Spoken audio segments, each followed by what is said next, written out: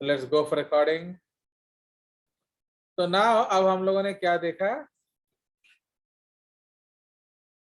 कहा था ये हाइड वीडियो में, तो आप समझ में आया कि नहीं। तो इसलिए एस्ट्रोजन क्या करता है, वो एस्ट्रस को जनरेट करता है।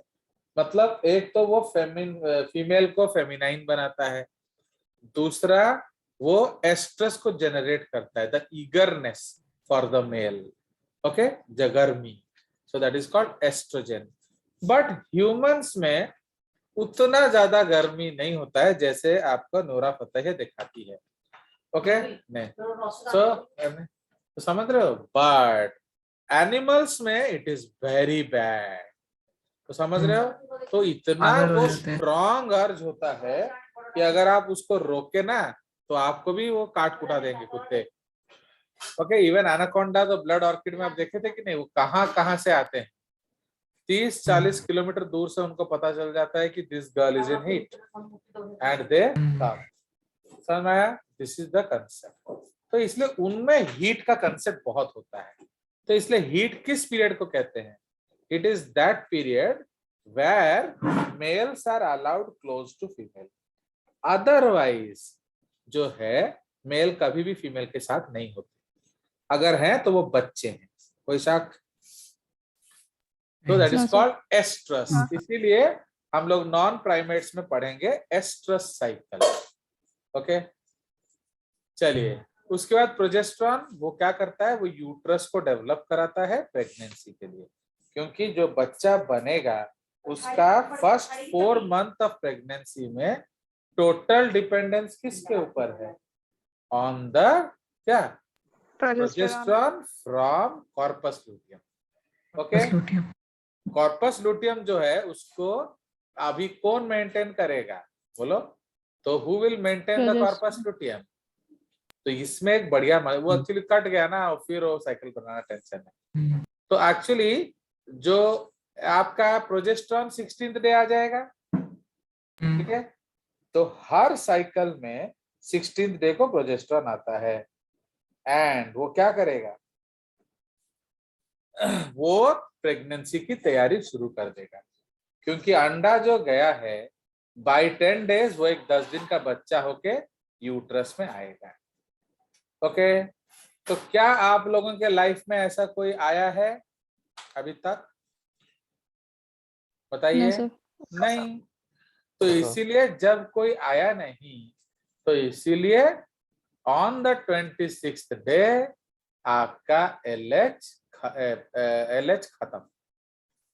तो एलएच जो सीक्रेट हुआ था, जैसे डैडी आपके आते हैं ना, वो आपको 1 हफ्ते का खर्चा देके चले जाते हैं, तो इसका मतलब अगले संडे आपके पास कितना रुपया होगा पॉकेट में,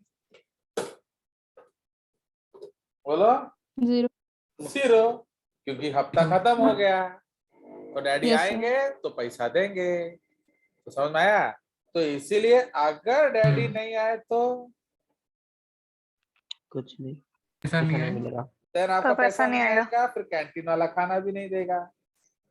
तो इसीलिए अगर डैडी नहीं आए तो क्या करना पड़ेगा, किसी ना किसी, भाई तुम आओ ना आओ, बट किसी ना किसी के हाथ क्या भिजवाओ, पैसा। पैसा। पैसा। तो इसीलिए आपका जो है अभी कोई रिक्वायरमेंट नहीं है, इसलिए 26th डे आपका प्रोजेस्टेरॉन 0। तो जैसे ही प्रोजेस्टेरॉन 0 होगा, ये जो प्रेगनेंसी का मेंटेनेंस है वो कौन करेगा, बोलो, कोई नहीं। तो इसीलिए फिर तोड़ फोड़ होगा, एंड तोड़ फोड़ will be followed by bleeding, तो that is known as menses, understood. But आपका जो शादी हुआ, आपका शादी हो गया, शादी के कुछ महीनों बाद क्या हुआ, 26th डे को तोड़फोड़ शुरू नहीं हुआ, क्यों, फर्टिलाइज हो गया। फर्टिलाइजेशन हो गया। कौन आया जो मेरे दिल की खनक जाग थी, समझ रहे हो। तो कोई आ गया, तो वो जो आ गया उसका लाइफ का क्या टेंशन है, बोलो। वो जो आ गया है उसका टेंशन क्या है कि अगर आपको बताएंगे नहीं तो एफएसएच एलएच तो गया ना, तो कॉर्पस ल्यूटियम क्या होगा, टीनेजर कर जाएगा, तो फिर बच्चा मिसकैरी हो जाएगा। अंडरस्टूड? तो इसीलिए अगर नहीं करना है तो प्लासेंटा इमीडिएटली क्या बोलता है, मम्मी मु अच्छी, प्लीज डोंट थ्रो मी। तो वो क्या भेजता है जिससे उसको पता चलता है, that is called HCG hormone. तो इसीलिए एचसीजी हार्मोन अब किसका काम करेगा, बोलो, एलएच का, इडियट, एलएच का, क्योंकि प्रोजेस्टेरॉन तो कॉर्पस ल्यूटियम बनाएगा ना, तो आपको प्रोजेस्टेरॉन चाहिए तो क्या चाहिए, कॉर्पस ल्यूटियम। Corpus luteum. तो इसीलिए अब एलएच दो, तो एलएच तो नहीं देंगे, एलएच तो गया, तो इसलिए अब आपको एलएच जैसा चाहिए। अंडरस्टूड? तो एलएच जैसा कौन, एचसीजी, ह्यूमन कोरियोनिक गोनाडोट्रोपिन। ये सब मैं 10th में पढ़ा देता हूं। तो ये जो एचसीजी है ये कहां से आएगा, बच्चे के प्लेसेंटा से। प्लेसेंटा से। इसीलिए बच्चा जो बन रहा है वो थोड़ा सुस्ता ले ना, एचसीजी जल्दी छोड़े, जल्दी। वरना कॉर्पस ल्यूटियम टूटने लगेगा। Understood? So do you Yes, sir. understand? So now what is the cause of miscarriage? One of the cause of HCG miscarriage, release नहीं हुआ। delayed HCG, Yes, delayed sir. HCG। अगर आप ज्यादा देर कर दिए, corpus luteum टूट गया, अब जब ग्लैंड ही नहीं है तुम जितना मर्जी एचसीजी मारो, हार्मोन कहां से आएगा, क्योंकि हार्मोन बनाएगा कौन, कॉर्पस ल्यूटियम। अंडरस्टूड? तो इसके मजे sir. लेंगे हम लोग अगले चैप्टर में, दैट इज रिप्रोडक्टिव सिस्टम। ठीक है जी? तो इसलिए who is maintaining corpus luteum now, placenta. Okay, but बना कौन रहा है, अभी भी ओवरी। ठीक है? इसलिए फर्स्ट 3 या 4 मंथ्स के लिए आपका ओवरी चाहिए, क्योंकि आपको कॉर्पस ल्यूटियम चाहिए, क्योंकि अभी प्लेसेंटा नया नया है, वो एचसीजी तो बना ले रहा है, उतना एस्ट्रोजन प्रोजेस्टेरॉन नहीं बना सकता जितना चाहिए।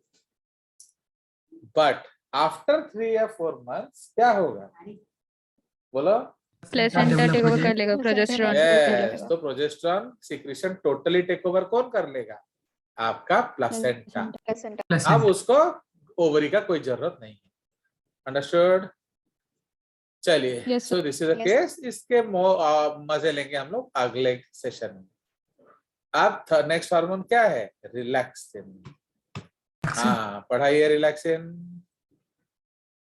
दादा। Yes, sir. It helps in a relaxation of the pubic symphysis and in increasing the diameter of the birth canal. This facilitates the delivery. अब सुनिए, So, जब प्यूबिक मतलब जो आपका जो हिप बोन है ना, तो हिप बोन जहां जुड़ा है that is called pubic symphysis. Symphysis एक जॉइंट होता है। तो अब अगर आपका प्यूबिक सिम्फाइसिस जुड़ा हुआ है, बच्चा नहीं आ सकता ना, तो आपको इसको ढिलाना पड़ेगा। जैसे ढिलाओगे बर्थ कैनाल बड़ा होगा, तो जैसे बड़ा होगा तब जाके डिलीवरी होगा। तो इसलिए अगर रिलैक्सिन नहीं आएगा तो क्या होगा, प्यूबिक सिम्फाइसिस ढिलाएगा नहीं, तो क्या होगा, नॉर्मल डिलीवरी नहीं होगा। अब आपको कुछ मर्जी करो, सिजेरियन लाना पड़ेगा। अंडरस्टूड? लोग कोशिश करेंगे बाहर से आर्टिफिशियल देकर, अगर रिलैक्स कर गया तो ठीक है, वरना नहीं होगा। ओके, इसीलिए रिलैक्सिन को हम लोग क्या कहते हैं, बर्थ हार्मोन। तो इसलिए हम बर्थ हार्मोन 2 नाम जानते हैं, एक है रिलैक्सिन जो रिलैक्स करता है, एंड दूसरा है ऑक्सीटोसिन जो पुश जनरेट कराता है। ओके, तो that is all about the gonads. तो अब हम चले जाएंगे किधर, बायोकेमिस्ट्री ऑफ हार्मोन्स। तो जनरली हार्मोन्स जो है वो 2 कैटेगरी के होते हैं, water soluble and fat soluble. तो That's all. फैट सॉल्युबल में कौन आ जाएगा? Lipids and steroids. लिपिड में आइकोसानोइड, स्टेरॉइड ये सब आ जाएगा। एंड उसके बाद पेप्टाइड हार्मोन्स। तो पेप्टाइड हार्मोन्स जो हैं छोटे वाले वो वाटर सॉल्युबल होंगे, बड़े वाले जो हैं वो सेमी वाटर सॉल्युबल होंगे। ठीक है जी। तो इसलिए अमीनो एसिड डेरिवेटिव में आ गया टायरोसिन डेरिवेटिव। तो टायरोसिन डेरिवेटिव में सारे थायराइड हार्मोन आ जाएंगे, एज वेल एज डोपामिन आ जाएगा एंड एड्रिनलिन आ जाएगा। ये सब Adrenaline. टायरोसिन डेरिवेटिव्स है। ओके। उसके बाद जो आपका ट्रिप्टोफैन डेरिवेटिव है वो है मेलाटोनिन, सेरोटोनिन आ जाएगा। तो ये दोनों अमीनो एसिड डेरिवेटिव्स होते हैं। पेप्टाइड हार्मोन में growth hormone, insulin, glucagon, ACTH, oxytocin, ADH ये सब आ जाएंगे। ठीक है। तो कुछ ग्लाइकोप्रोटीन्स होते हैं, कुछ शॉर्ट पेप्टाइड्स होते हैं। जैसे आप हमने देखा था ADH oxytocin 9 amino acid, TRH 3 amino acid, glucagon 29 amino acid, insulin 51 amino acid. ये सब शॉर्ट पेप्टाइड स्मॉल प्रोटीन होते हैं। लार्ज प्रोटीन्स में आ जाएगा एफएसएच, टीएसएच, एलएच ये सारे आ जाएंगे। लिपिड डेरिवेटिव्स क्या है? आइकोसानोइड। आइकोसानोइड आप जानते हो वो किस चीज से बना है? Arachidonic acid. 20:4 arachidonic acid. ठीक है। तो वो आपके हार्मोन्स हैं। तो आइकोसानोइड हार्मोन्स को हम टिश्यू हार्मोन्स कहते हैं, उसका नाम है प्रोस्टाग्लैंडिन्स। ये सब हम बायोकेमिस्ट्री में पढ़े हैं। Yes, उसके sir. बाद स्टेरॉइड हार्मोन कौन Yes. है? जिसमें स्टेरॉइड रिंग होगा। तो इसलिए हमने क्या पढ़ा था? स्टेरॉइड हार्मोन में आ जाएगा आपका सेक्स हार्मोन Estrogen. एंड आपका एड्रिनल कॉर्टेक्स हार्मोन। ठीक है। And some of them also behave as steroid derivatives. ठीक है। एंड ठीक है। अब मैकेनिज्म ऑफ एक्शन, तो इसमें हमारा water soluble hormone and fat soluble hormone. That's all. ठीक है। तो इसलिए सबसे पहले हम लोग इजी वाला डिस्कस कर लेते हैं, that is called fat soluble hormone action. तो फैट सॉल्युबल हार्मोन एक्शन में हमने क्या पढ़ा था? स्टेप वाइज पढ़ेंगे। What is step wise? Point number 1, can not be transported in blood, है कि नहीं? तो ये स्टेप नंबर 1 क्या है? हाँ पढ़ो अनन्या, स्टेप वाइज पढ़ो। तो ये वाटर सॉल्युबल है। ओहो, वाटर सॉल्युबल, फैट सॉल्युबल का वो पेज थोड़ा शिफ्ट हो गया। पहले वो डेट रखता था ना मैं।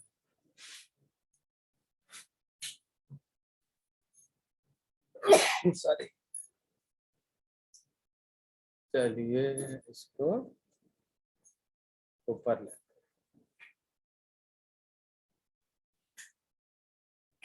चलिए तो आप मैं इसमें आ जाइए। हाँ ये फैट सॉल्युबल है, पढ़ो उन्होंने। Mechanism of hormone action of a fat-soluble hormone. Step 1. Hormone once secreted by the gland binds to a transport protein which takes it from the site of production to the target cell or target organ. क्यों? क्योंकि वो water Because में blood move नहीं soluble कर है। वहाँ सकता। पर रिसेप्टर होगा। हाँ नहीं, वो रिसेप्टर नहीं होगा, वो पानी में मूव नहीं कर सकता, वो वाटर सॉल्युबल नहीं है ना, वो फैट सॉल्युबल है। Yes, sir. इसलिए आपको उसको लेकर जाना पड़ेगा आगे। Yes. Step 2. Hormone easily crosses over the lipid bilayer membrane. क्यों? लिपिड लिपिड भाई भाई। Number Yes, 3। Step 3. Hormone binds to its receptor within the cell, cytoplasm or nucleus.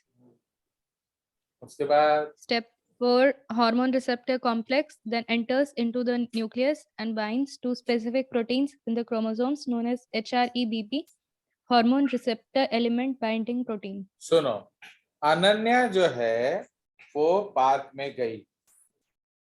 Okay, park में उसे कोई मिला। वो दोनों में जो थे, जो उसको पार्क में मिला उसको पहचानता है होटल वाला। समझ में आया? इसलिए अनन्या कौन है? हार्मोन। पार्क वाला कौन है? रिसेप्टर। Receptor. होटल वाला कौन है? Hormone receptor element binding protein. अगर अनन्या जाएगी उसके पास तो काम होगा? नहीं होगा। नहीं No, होगा। sir. No. क्योंकि वो किसको पहचानता है? रिसेप्टर। Receptor. Receptor. समझ में आया? तो ये पूरा सिग्नलिंग है रे बाबा, थोड़ा इधर उधर हुआ गया, तो इसलिए रिसेप्टर नहीं हुआ तो कुछ नहीं होगा। ओके अब HREBP क्या करेगा, स्पेसिफिक जीन्स को एक्टिवेट कर देगा एंड वो एंजाइम्स बनाएंगे जो काम करेंगे, समझ रहे हो। इसलिए हार्मोन काम sir. नहीं करता है, हार्मोन सिर्फ सिग्नल देता है। तो Signal. अब हार्मोन आया, एंजाइम बनाया, एंजाइम ने काम किया। Okay Hmm. Yes, sir. Next Step आपका 5. हाँ बोलो। Sir. Once hormone and receptor complex binds to HREBP, certain specific genes are activated. Step 6. They are transcribed and translated to produce certain specific hormones, enzymes. These proteins bring about hormone action. Please go through this when you go home, okay, very very important, क्योंकि Yes, sir. ये जो है ये आपको आपके book में समझना थोड़ा मुश्किल होगा, ठीक है। तो ये हमारा हो गया क्या, इसलिए I am giving a pause so that आप रोक के उसको लिख सकते हो, एंड ये उसका diagram, understood. So this is the diagram of the drawing. तो ये देखो हार्मोन आया, ओके ये हार्मोन आया, फिर उसने रिसेप्टर के साथ बाइंड किया, हार्मोन ट्रांसपोर्ट प्रोटीन उसको लेकर गया, सेल के पास छोड़ दिया, वो चला गया। जैसे वो अंदर आया, वो हार्मोन रिसेप्टर के साथ बाइंड किया, हार्मोन रिसेप्टर एलिमेंट के साथ बाइंड किया, फिर कुछ जीन्स को एक्टिवेट किया, उसका ट्रांसक्रिप्शन हुआ, ट्रांसलेशन हुआ, एंजाइम्स बना। अब ये एंजाइम्स काम करते हैं। कोई शक? No, sir. No, sir. आप उदित वाटर सॉल्युबल में बहुत सारे अलग अलग मैकेनिज्म्स हैं डिपेंडिंग अपॉन क्या आपका सेकंड मैसेंजर कौन है, ओके। हाँ चलो, तो अब हम लोग पहले डिस्कस कर रहे हैं किस कौन है सेकंड मैसेंजर, आपका साइक्लिक एंड। पढ़े उदित। Yes, sir. Mechanism of action of water-soluble hormones. The second messenger is cyclic AMP. Hormone once secreted by the gland can easily be transported to the target cell or organ as it can freely move in water. No doubts. हाँ Hormone cannot cross the alveolar membrane as it is lipophobic. So हाँ the receptors are membrane bound. समझ में आया, उसको membrane में ही रहना पड़ेगा, वरना वो कहाँ अंदर जा ही नहीं सकता। Yes Hormone binds to its receptors in the cell membrane. हाँ ठीक है। Hormone receptor complex then activates the G protein present on the ICF side or सुनिए, जो आपका हार्मोन रिसेप्टर है वो टनल प्रोटीन होता है, मतलब उसका एक बाहर वाला शेप होगा, उसका एक अंदर वाला साइड होगा, अंडरस्टूड। तो जैसे ये देख रहे हो कि नहीं, सी दिस डायग्राम, ये डायग्राम देख रहे हो। yes, sir. Yes, sir. Actually first step Yes. तो सेम ही है ना, हार्मोन आया आराम से, ये आपके एक्सटर्नल पार्ट पे अटैच किया, क्योंकि वो तो अंदर आ नहीं सकता। ये ब्लू वाला है हार्मोन रिसेप्टर, ठीक है। अब ये जो अंदर हार्मोन रिसेप्टर है उसका तीन हिस्सा है, एक बाहर ECF, इसको ECF फेस कहते हैं, इसको ICF फेस कहते हैं, इसको मेम्ब्रेन कंपोनेंट कहते हैं। तो इसलिए जैसे ही हार्मोन ECF साइड में बैठता है वो ICF साइड एक्टिवेट हो जाएगा, फिर वो पड़ोस वाला G प्रोटीन को एक्टिवेट करता है, फिर वो आगे जो करेगा। तो वही डिफरेंस है, बाकी सब सेम है, ओके। तो 1 से लेकर step 3 is same for all. Yes Sudit, you can continue. Yes, sir.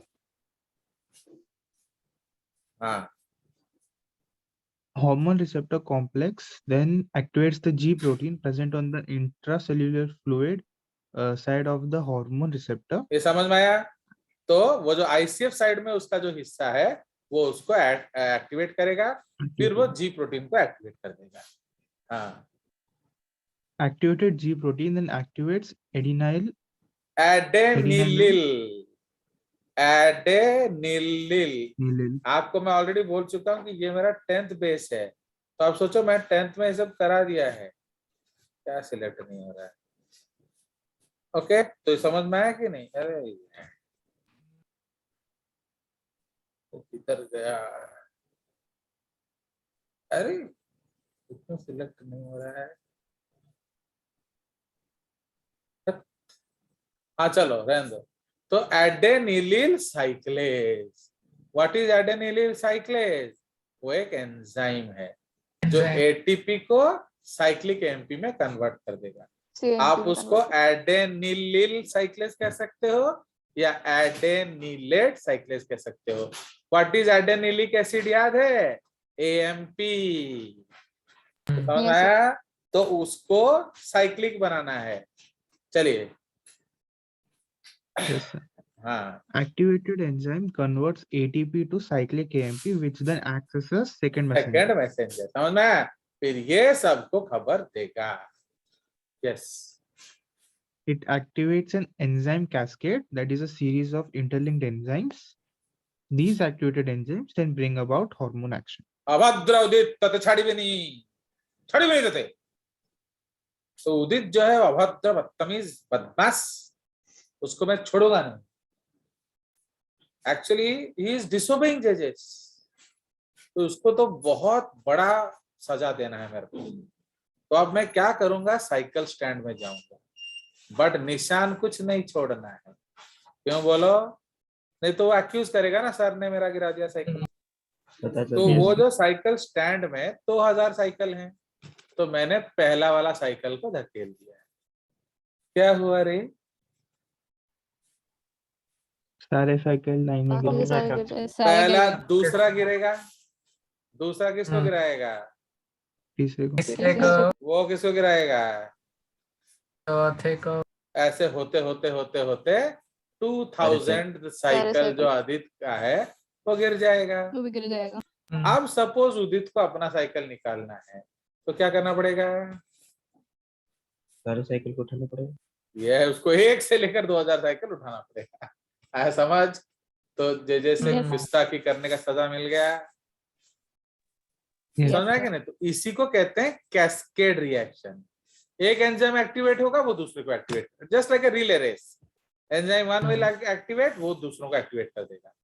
तो सपोज एक साइक्लिक एमपी आएगा, ओके, तो वो क्या करेगा आपका, सपोज सॉरी, एक एंजाइम एक्टिवेट होगा, वो 100 साइक्लिक एमपी को करेगा। एक हार्मोन से एक एंजाइम एक्टिवेट हुआ, एक एंजाइम से 100 सीएमपी बना। एक सीएमपी 100 एंजाइम 1 को एक्टिवेट कर रहा है, तो 100 कितने को एक्टिवेट करेंगे? 10,000।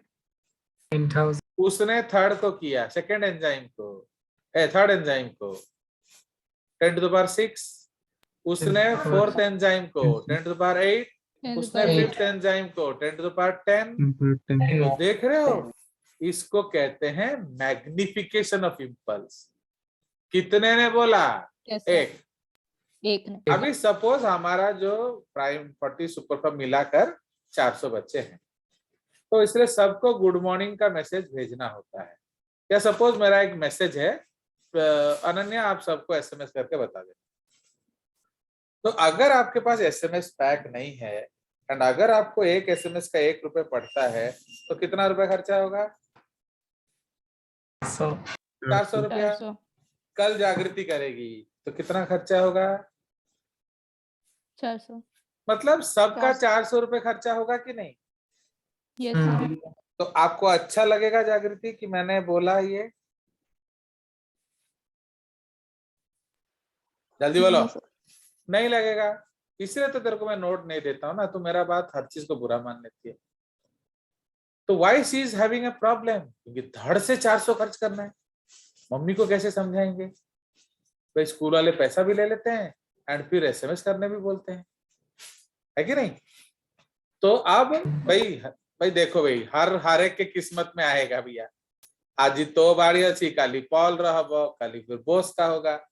हर एक को 400 रुपए खर्च करना पड़ेगा, कोई डाउट नहीं है। बट प्रॉब्लम क्या है, जिस दिन पाली पड़ेगा जिस बकरे का, उसको तो बहुत दुख होगा। तो इसीलिए हम लोगों ने क्या किया, एक छोटा सा ट्रिक किया, ईच वन टेक्स्ट 5। तो हम अपना एक ग्रुप बना लेते हैं। मैंने क्या किया, 5 मैं तो लड़कियों को एसएमएस करूंगा, तो मैंने जागृति को कर दिया, अनन्या को कर दिया, सुश्री को कर दिया, भूमि को कर दिया एंड इशिता को कर दिया। उन्होंने, मेरा कितना खर्चा हुआ? 5 रुपया। उन्होंने अपने 5 को कर दिया। तो अब मेरा इंफॉर्मेशन कितने के पास गया है? 25। उन्होंने अपने 5 को कर दिया है, 125, उन्होंने अपने 5 को 125। कर दिया है। 625, तो हमने 625 को मैसेज दिया। खर्चा कितना हुआ? 625। 625 हुआ कि नहीं? yes sir, बट कोई दुखी है? no sir, बड़े बदतमीज हो यार। 400 हो रहा था, दुखी हो रहे थे। आज 625 हो रहा है, दुखी नहीं हो रहे हो। वेरी बदतमीज। per person 5 आ रहा है। क्योंकि अभी आप क्यों दुखी नहीं हो? क्योंकि तुम्हें तो सिर्फ 5 ही देना पड़ा ना। तो Yes. इस तरह से हर दिन चलेगा, Yes, sir. समझ रहे हो? तो हर दिन 5 खर्च करने में दिक्कत नहीं आता है, बट सडनली आज 400 बोल दोगे तो हार्ट अटक जाता है कि नहीं? बात बराबर है कि नहीं? तुम्हारा टोटल खर्चा 400 होगा या नहीं Yes होगा? sir, होगा। बट आपको क्यों प्रॉब्लम नहीं है? क्योंकि झटक से नहीं पड़ा, ओके, प्यार से पड़ा। जोर का झटका धीरे से लगा। अंडरस्टूड? तो now you understand what is a cascade reaction? yes sir, चलिए, Yes, sir. तो अब इतने सारे जो एंजाइम एक्टिवेट हुए वो एंजाइम हार्मोन का काम करेंगे। आया समझ? Yes, sir. चलिए नेक्स्ट Yes, पढ़िए जागृति। सेकंड, ये देखो, ये Mechanism कैस्केड of रिएक्शन है, देख action. रहे हो? This is cascade reaction. तो यहाँ मैंने रोक दिया, आप इसको रोक के ड्राइंग बना सकते हैं। क्लियर? तो आप अगर चाहोगे तो वीडियो पॉज करके डायग्राम बना लेना। क्लियर? हाँ चलिए Yes. जागृति, second mechanism. Mechanism of action of water soluble hormones. Second सुनो, messenger is till ATG. Till till till till till cell membrane same है कि नहीं? Yes, sir. तो इसलिए टिल टिल 4 सेम है, 1 to 4 स्टेप सेम है। अब 5th वाला पढ़ो। Step 5. Activated G protein then activates phospholipase C सी enzyme. एंजाइम, समझ रहे हो? तो एक्टिवेटेड जी प्रोटीन क्या करेगा? फॉस्फोलाइपेज सी को एक्टिवेट करेगा। वो एक एंजाइम, मेम्ब्रेन एंजाइम होता है, उसको एक्टिवेट करेगा। तो अब क्या होगा आगे?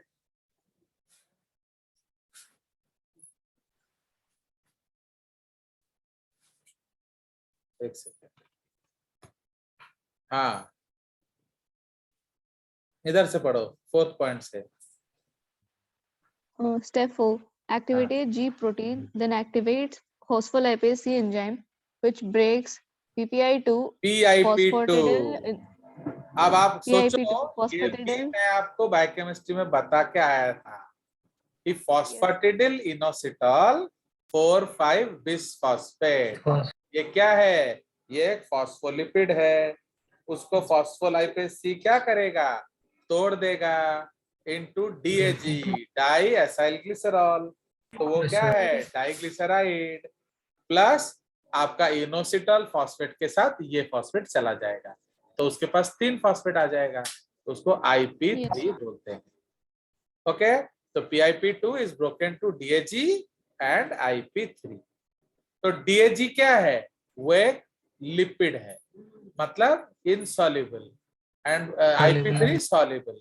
तो इसलिए DAG मेम्ब्रेन में रहेगा, IP3 साइटोप्लाज्म में चला जाएगा। आगे पढ़िए। Step 5. IP3 is water soluble and it enters into the cytoplasm. It then binds into the SCR and stimulates the opening of calcium ion channels of SCR, causing the release of calcium ion into cytoplasm. समझ आया? DAG. तो इसने calcium को बुलाया, तो calcium क्या हो जाएगा? थर्ड मैसेंजर, क्योंकि DAG IP3 सेकंड मैसेंजर, किंतु उसने तो काम नहीं किया, काम करेगा कैल्शियम, जैसे कैल्शियम हो जाएगा थर्ड मैसेंजर। आगे DAG diglyceride is hydrophobic and cannot cross the cell membrane. हाँ, It then activates the PKC protein kinase C located very close to calcium यहाँ ion देखो, channels यहाँ देखो, of the ये plasma. DAG है, उसके पड़ोस में PKC। तो DAG ने PKC को एक्टिवेट किया, PKC ने कैल्शियम चैनल को खोल दिया, तो बाहर से कैल्शियम अंदर आ गया। अंडरस्टूड? ओके, Yes, तो sir. इसीलिए अब अंदर से कैल्शियम निकाला हमने, बाहर से कैल्शियम निकाला। अब जो जो कैल्शियम रिक्वायरिंग एक्टिविटीज है सेल का वो कर लेगा। तो आया समझ? सो that is all about endocrine system. कोई शक? बताइए। No, sir. देख रहे हो? No, sir. तो देखो इससे सिंपल कंसेप्ट है, इसको हमें बस समझना है। ओके, चलिए। So now our syllabus is complete for the exam. Okay, बस एक और छोटा सा चीज मैं आपको दिखा देता हूँ डायग्राम सेक में। कौन सा बोलो? Let me show you. जो नर्वस सिस्टम, उसका जो ये वाला हम लोग दिखा देते हैं आपको। क्या? जो mechanism of transmission of impulse है कि नहीं?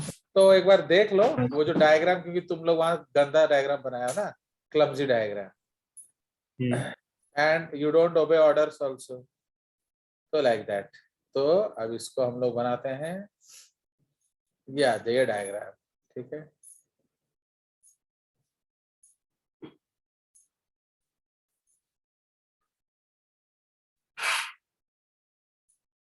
जैसे पहले क्लैपिंग तो कर दो, खत्म होगा, फिर आगे चलेंगे हम लोग। हाँ, तो सब क्लैपिंग किया जाए। हाँ, thank you thank you thank you thank you thank you thank you thank you thank you. अब ज्यादा मत करो। अब यहाँ देखिए, ये देख रहे हो पोटेशियम चैनल है, यहाँ कोई गेट नहीं है, देख रहे हो? इसलिए इसको हम क्या कहते हैं? Leak channel. Leak channel. Potassium इधर आप क्या देख रहे हो? ये ligand gated channel. ligand Ligand gated. तो लाइगैंड आएगा तो गेट खुला, अब आपका सामान आएगा जाएगा। अंडरस्टूड? ये है आपका Yes. Mechanical gated channel. तो कुछ मैकेनिकल रिस्पॉन्स आएगा तो ढक्कन खुलेगा। अंडरस्टूड?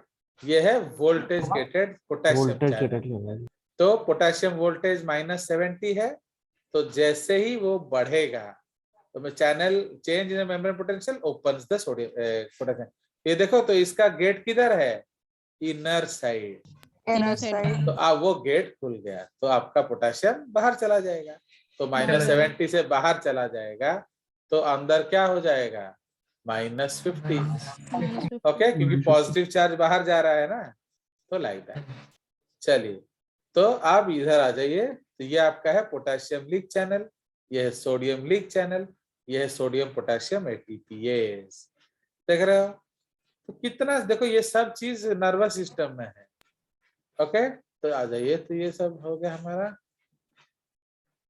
चलिए ठीक है, तो you can take a break. अभी बंद हो जाएगा तो फिर यू कैन रेस्ट। ओके, फिर भी मैं खोलने का कोशिश कर रहा हूँ। चलो रहने दो, बाद में देखेंगे। ओके, चलिए। So best of luck. अभी आपका कभी भी एग्जाम्स डाउट्स वाउट्स आए तो you can send in the group. Okay, and I will take up. ठीक है?